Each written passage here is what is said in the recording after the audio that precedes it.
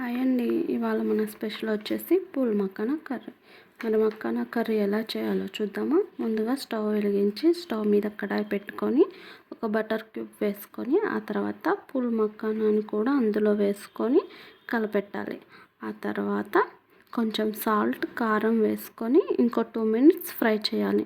Gravy కోసం mixie జార్లో ఒక 2 టమాటోస్, 4 పచ్చిమిర్చి, ఒక 2 ఆనియన్స్, కొన్ని జీడిపప్పులు, ఒక స్టార్ పువ్వు, హాఫ్ చెక్క, ఒక 2 లవంగాలు, రుచికి సరిపడా సాల్ట్, కారం, ధనియా పౌడర్, గరం మసాలా, జీరా పౌడర్ ఇవన్నీ వేసి మిక్సీ పట్టుకోవాలి. మళ్ళీ అదే కడాయిలో కొంచెం ఆయిల్, 1 బటర్ క్యూబ్ వేసుకొని ఆయిల్ వేడయ్యాక కొంచెం జీలకర్ర వేసి బాగా వేగనివ్వాలి. ఆ తర్వాత జింజర్ గార్లిక్ పేస్ట్ కూడా వేసి పచ్చి వాసన పోయేంత వరకు వేగనివ్వాలి. ఆ తర్వాత మనం ముందుగా మిక్సీ పట్టుకున్న గ్రేవీ పేస్ట్ని కూడా అందులో వేసుకొని మూత పెట్టుకోవాలి.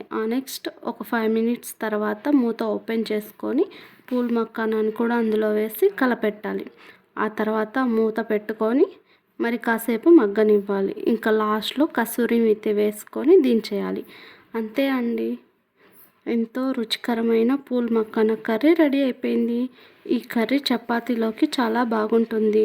ఇలాంటి మరిన్ని వీడియోస్ కోసం నా ఛానల్ని ఇప్పుడే ప్లీజ్ లైక్, షేర్, సబ్స్క్రైబ్ చేసుకోండి. Thanks for watching.